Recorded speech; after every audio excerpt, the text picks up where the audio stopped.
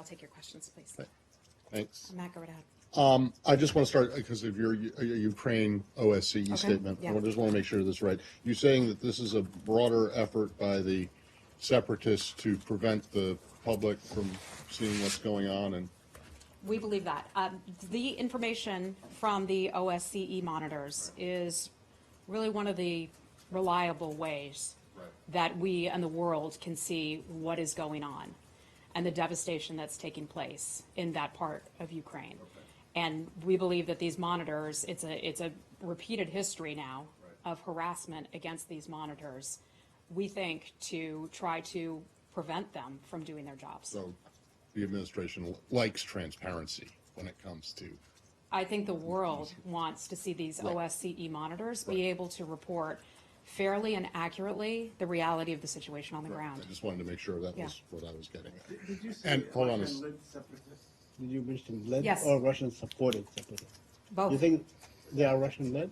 Russian, we believe they're Russian-led, Russian-funded, Russian-trained separatists, so-called separatists. Now the Russians say that Foreign Minister Lavrov and Secretary Tillerson spoke by phone today. They did. Did this come up, or was it mainly focused on U.S.-Russia? They talked about a lot of issues, among them Syria. That remains a major issue, but I can't get into the specifics of that conversation that took place today. Okay. Well, would it be fair to, I don't want to assume, because we all know what that does, but would it be fair to say that the cancellation of the Tom Shannon-Ryabkov meeting was a point of discussion? I would imagine that that was something that was discussed. I mean, we have said to Russia, and we say here today, that we were disappointed. This was a channel that was set up by the Secretary and also Foreign Minister Lavrov back in, I believe it was April, when they were in Russia together. And they set up this separate channel, so to speak, to have these conversations, to be able to go over more minor issues, irritants.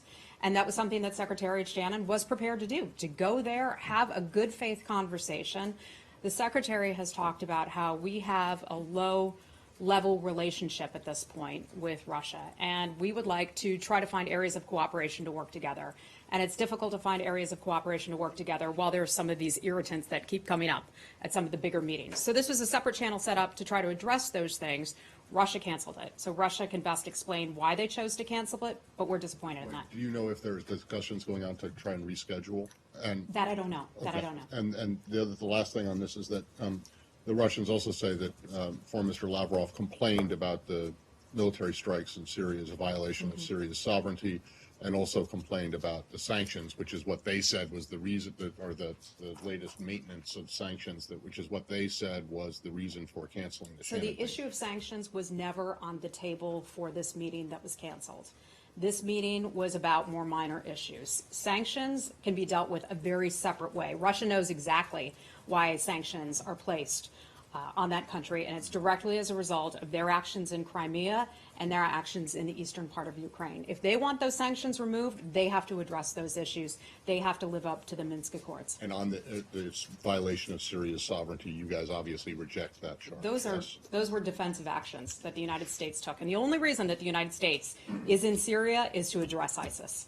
And I think Russia knows that. Okay. Hi, Dave. Just to Yeah, follow up yeah. on that one directly. So the Shannon-Ryabkov channel was to discuss the minor irritants. Mm-hmm. Even that was cancelled. So what kind of situation are we in terms of U.S.-Russia ties now? I mean, it's already very low. Now what is it? Well, I'm not going to characterize it exactly, but I certainly can say that we're disappointed in that we wanted to have this dialogue so that we could clear the table, clear the air, so to speak, of some of these smaller issues. This is something that we wanted to see happen. So Russia can best explain why it was canceled. They know why. They know why they canceled it. Can we stay on Syria?